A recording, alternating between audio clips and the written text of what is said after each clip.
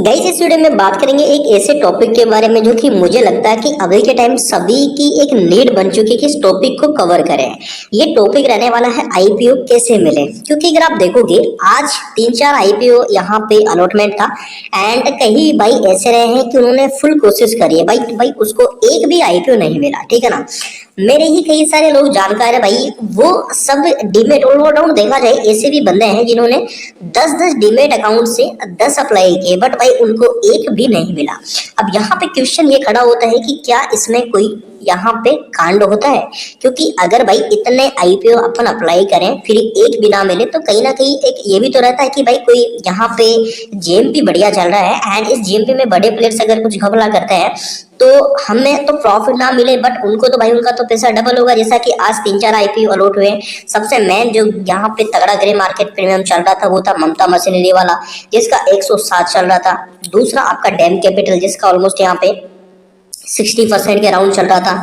तीसरा आपका यहाँ पे दोस्तों लाइटिंग वाला था जिसका जो अराउंड 40% चल रहा था। तो इन आईपीओ में भाई लोग खूब कोशिश कर चुके हैं बट भाई मुझे लगता है कई बंदे ऐसे जिनको आईपीओ नहीं मिला है एंड यही सारी चीजें इस वीडियो में कवर करेंगे। जैसा कि यहाँ पे आप देख ही सकते हैं कि यहाँ पे आईपीओ में सबको क्यों नहीं मिल पाते हैं शेयर, क्या अलॉटमेंट का गणित क्या है भाई, यहाँ पे क्या कोई बेईमानी होती है, तो ये सारी चीजें इस वीडियो में कवर करेंगे। अगर सब चैनल पे नए हैं तो चैनल को सब्सक्राइब जरूर कर लीजिएगा दोस्तों। जैसा कि सबसे पहले आप समझो दोस्तों इसका गणित क्या होता है, कैसे ये काम करता है आईपीओ। जैसा कि मैं आपको पहले भी बता चुका हूँ, अगर आप मेरे चैनल पे पहले जुड़ चुके हैं तो मैंने बताया है कि आईपीओ 2 प्रकार के होते हैं। ऐसे में आईपीओ होता है एक आईपीओ आपका मेन बोर्ड होता है। मेन बोर्ड आईपीओ में क्या होता है, जैसा कि मान के चलो आप देखते हैं मार्केट में कई आईपीओ आते हैं जिसमें 1 से 1 लाख रुपए से तो कम हम लगा ही नहीं सकते, ठीक है ना। रिटेल के लिए भी मिनिमम 1 लाख रुपया तो भाई चाहिए उसमें अप्लाई करने के लिए, 1,40,000 1,30,000 ऐसा कुछ आता है। तो ऐसे में आईपीओ होता है, उसमें क्या होता है लोड साइज बिकता है। जैसा कि अपन इसमें 1 लोड के लिए अप्लाई कर रहे हैं, कल अपने को आईपीओ मिल गया, लिस्टिंग हो गया, तो 1 लोड में अगर 20 शेयर है तो अपन 20 शेयरों को 20 बार में बेच सकते हैं, यानी कि एक शेयर भी अपन निकाल सकते हैं। बट एसएमई आईपीओ में ये नहीं होता है। एसएमई आईपीओ में लोड से ही बिकेगा। अगर एक लोट में 20 शेयर है तो आपको 20 एक लोट के अकॉर्डिंग बिकेगा। वो लोट का मतलब होगा एक शेयर, मान के चलो आप लोट में वहां पे 22 शेयर होता है तो उनमें जो रिस्क है बहुत ज्यादा रहता है, क्योंकि वहां पे उन कंपनी का मार्केट कैपिटलाइजेशन बहुत कम रहता है एंड प्रॉफिट हायर लेवल का बनता है, ठीक है ना। इसलिए रिस्क उनमें ज्यादा होता है, मेन बोर्ड में कम होता है। अब यहाँ पे आप समझो दोस्तों कि आईपीओ का गणित क्या है, कैसे अलॉट होता है आईपीओ यहाँ पे शेयर। देखिए अच्छे रिटर्न की उम्मीद में हर कोई आईपीओ में इन्वेस्ट करता है एंड यहाँ पे लिस्टिंग के दिन मुनाफे की भी उम्मीद करते हैं कि मुनाफा हमें मिल जाए। एंड जैसा कि आप देखेंगे दोस्तों आमतौर पर कंपनियां यहाँ पे मतलब जो आपके क्यूआईबी वाले इन्वेस्टर होते हैं आईपीओ के लिए 50% हिस्सा हमें मतलब यहाँ पे रिटेल का भी रहता है एंड बड़े प्लेयर्स का भी रहता है, यानी कि इसमें कुछ कैटेगरियां बढ़ जाती है, ठीक है। रिटेल इन्वेस्टर को 35 और बड़े निवेशकों के लिए 15% शेयर रखा जाता है। अगर कोई कंपनी 3 साल से प्रॉफिट में नहीं है तो शेयर की हिस्सेदारी का पैटर्न बदला जा सकता है। यहाँ पे मतलब जो ऐसा नहीं रहता, उसमें अगर लॉस मेकिंग कंपनी है तो वो कुछ अलग तरीके से लाके मतलब लेके आती है। अब जैसा कि आप देखोगे लोड साइज में यहाँ पे लोड साइज का मतलब यहाँ पे आपको पता ही है। देखो मैं जो चीज बोल रहा हूँ ये तो आपको सबको पता है, अपन कुछ ऐसी चीजें जानते हैं जो हमें पहले नहीं पता है। जैसा कि अलॉटमेंट का गणित कैसे रहता है, अलॉट आईपीओ अलॉट कैसे होता है। मान के चलो हमने एक एबीसीडी कोई भी आईपीओ मान के चलो उसके अंदर अप्लाई कर दिया। अब अपन ने क्या क्या गलतियां करी है, अपन ने क्या क्या गलतियां नहीं करी है एंड हमारा आईपीओ हमें कैसे मिल जाए, ऐसी कोई ट्रिक हमें मिल जाए। देखिए दोस्तों अगर ये आईपीओ कम सब्सक्राइब वाला है यानी कि अंडर सब्सक्रिप्शन आईपीओ है, लगभग सभी को इसके मिल जाने के चांसेस ज्यादा रह जाते हैं। यानी कि कोई भी आईपीओ है अगर उसमें सब्सक्रिप्शन कम मिलता है तो मिलने के चांसेस ज्यादा रह जाते हैं, अगर सब्सक्रिप्शन दबा के मिला है तो फिर मिलने के चांसेस घट जाते हैं, ठीक है।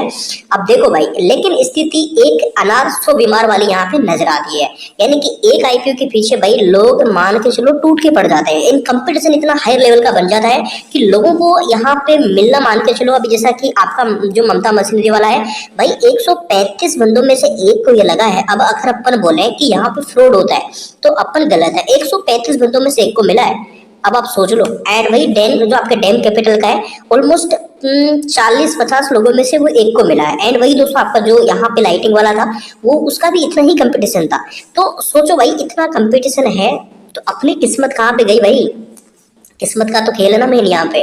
मैंने खुद ने अप्लाई किया था भाई। अब आप सोच सकते हैं, मैं आपको बता नहीं सकता क्या चीजें हैं यहाँ पे, कितने लॉट मिले क्या है, बट मैंने भारी क्वांटिटी में अप्लाई किया था। अब जैसा कि आप देखोगे यहाँ पे, अगर देखिए मेन चीज समझिए, अलॉटमेंट लॉटरी सिस्टम से होता है यहाँ पे टोटली। अगर यानी कि अगर आपकी किस्मत अच्छी है तो आपको आईपीओ मिल जाएगा, अगर नहीं है तो भाई फिर तो कोई दिक्कत नहीं है, नहीं मिलेगा। क्या आपको आईपीओ में निवेश करना चाहिए, एक ये भी एक इंपॉर्टेंट क्वेश्चन होता है। देखिए एंजल वन के मुताबिक ये तय करना कि आपके पैसे को अपेक्षाकृत नई कंपनी की आईपीओ में रखना या नहीं रखना वास्तव में बेहद कठिन होता है। कंपनी के पास आपके फैसले को वापस करने के लिए पर्याप्त ऐतिहासिक डेटा नहीं होता है, क्योंकि ये अब सार्वजनिक हो रहा है। डेटा देखिए, डेटा हेडिंग आईपीओ यहाँ पे डिस्ट्रीब्यूशन पर डेटा होता है, जो कि यहाँ पे पोस्टकास्ट में दिया जाता है। आपको इसकी जांच करने की जरूरत होती है। अब यहाँ पे देखो भाई, मैं एक ही चीज कहूंगा कि आईपीओ में जहां तक लगता है कोई भी बेईमानी नहीं होती है, ठीक है ना। एंड ये अलॉटमेंट जो होता है यहाँ पे इशारा गेम होता है। अब अलॉटमेंट में क्या होता है, अगर किसी आईपीओ में ज्यादा सब्सक्रिप्शन है तो वो हमें नहीं मिलेगा, चांसेस घट जाएंगे। अगर सब्सक्रिप्शन कम है तो हमारे चांस बढ़ जाएंगे। बट हमें किन चीजों की सावधानी रखनी चाहिए, हमें हमेशा एक डीमेट अकाउंट से एक ही लॉट अप्लाई करना है। देखो इससे मिलेगा नहीं, बट चांसेस बढ़ जाएगा। एंड कई लोग कहते हैं कि भाई कोई सटीक ट्रिक बता दो उससे मिल जाए। भाई कोई भी सटीक नहीं है, जहां पे लॉटरी खुलती है वहां पे कोई सटीक तरीका नहीं होता है, ठीक है ना, कोई नहीं बता सकता। तो हमें क्या करना है, एक डीमेट अकाउंट से एक लॉट अप्लाई करना है, अपने डीमेट अकाउंट से करना है, ठीक है। अपना मतलब यहाँ पे मल्टीपल डीमेट से नहीं करना है कि अपना एंजल में भी है ग्रो में भी, दोनों से कर दे, नहीं करना है। अपने को क्या करना है, अगर एंजल में है तो एंजल से ही करना है, ग्रो से नहीं करना है, या ग्रो से ही करना है, एंजल से नहीं करना है। दूसरा, हमें अगर हम दूसरे किसी अपन देखो, दूसरा होता है cut off price. Cut off price पे हमें अप्लाई करना है ताकि हमारा जो एप्लीकेशन सक्सेसफुली सबमिट हो जाए, ठीक है, चांसेस बढ़ जाए। तीसरा है, हमें अगर दूसरे की डीमेट से अप्लाई करें तो उसका ही आपको यूपीआई लगाना है, खुद का नहीं लगाना है। अपन क्या करते हैं, दूसरे का डीमेट अकाउंट यूज कर रहे हैं बट यूपीआई अपना डाल रहे हैं, तो उससे भी यहाँ पे आईपीओ मिलने के चांसेस जीरो हो जाते हैं। तो ये सारी चीजें हैं। एंड रही बात बेईमानी की, जो हम समझते हैं, ऐसा भाई नहीं होता है। अगर ऐसा होता है तो से भी बेटी है भाई, वो किस लिए बैठी है। एंड अक्सर मेन चीज होती है डिमांड, डिमांड पे ये सारी चीजें चलती है। एंड जो ये 3 आईपीओ वाली लिस्ट हुई, इनकी डिमांड हायर लेवल की थी, इसलिए चांसेस बहुत ही कम थे लोगों को मिलने के। एंड कई लोगों का रिफंड आ चुका है। एंड अगर कोई भी दिक्कत हो आईपीओ के जरिए आपको यहाँ पे, तो आप हमारे इंस्टाग्राम स्टॉक एडवाइजर दिलराज पर मैसेज कर सकते हैं। साथ में यहाँ पे अगर आपको कोई दिक्कत हो तो कमेंट बॉक्स में मुझसे पूछ सकते हैं, ठीक है। Thank you guys.